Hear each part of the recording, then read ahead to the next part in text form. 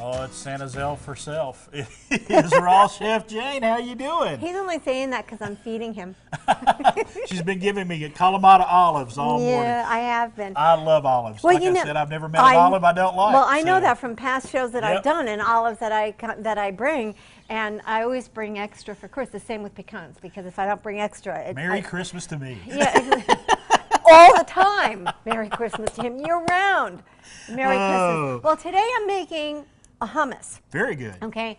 Now, I always ask you, what should I make on the next show? Right, and, right. do you have any ideas or suggestions? And I think both you and Amy had said last time that it'd be nice to have something that would be a like an appetizer Right. or a snack or something Right. that you can do, like if you're having company at Christmas time, and you just want something easy to put out as an hors d'oeuvre or a snack or whatever.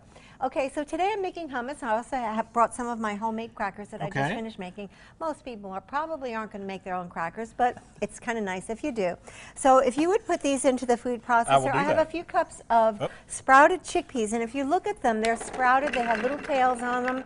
They're really kind of cute. We really like them. And then would you do the lemons in there, please? Yes. Thank you.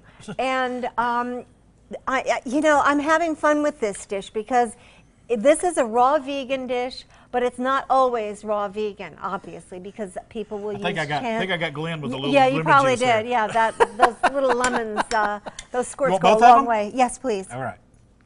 And what I'm going to do today that's going to be a little bit different is I'm going to add some sun-dried tomatoes, which are from my garden that I dried this past summer.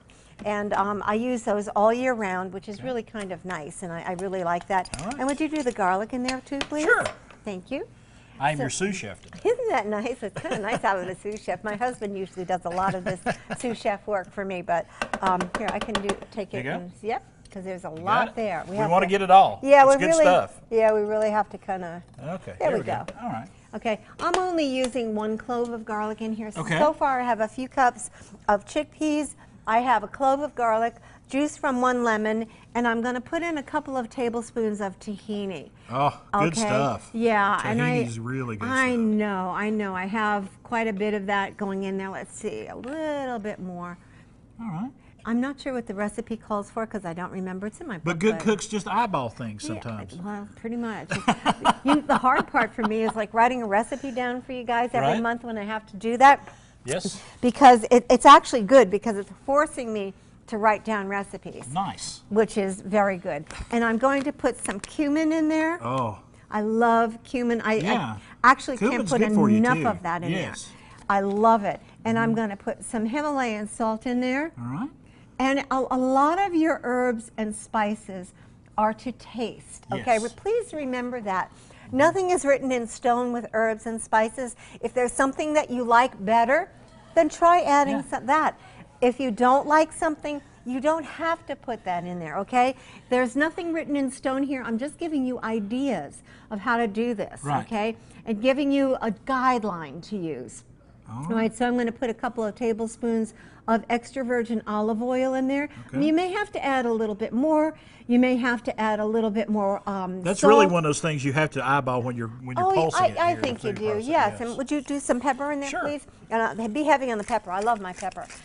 So you don't have to put pepper in there if you don't like it. You don't have to put salt in there if you don't want to. That's fine. But you want to bring out, the salt will bring out the flavor in it a little bit. So, use your judgment on that, however you want to do that. That's fine. And we're going to put this, I'm going to be whipping this up during our break. And then I'm going to be serving it on a platter with crackers on it. So you can see how pretty it's going to look. And we're going to garnish it with some black olives, red onion, a little fresh tomato, and a little bit of avocado. So we get a lot of different colors on that and it makes it look really appealing and very pretty. So if you wanted to serve that at your holiday party, everybody's going to say, ooh, ah. And it was really pretty easy to do. Ooh, ah. To make something fresh like this is very easy to do. And I don't expect everybody to be sprouting their own chickpeas necessarily, but it's really easy to do. I have a video on YouTube, Sprouting 101. All right. And it's really fun to do and easy to do, and you can get your whole family involved in sprouting things. Well, we're going to come back here. She's going to pulse this together, and we're going to come back and show you how to present it coming up in just a few moments. Raw Chef Jane. She has on Facebook, Twitter, Instagram. She's everywhere.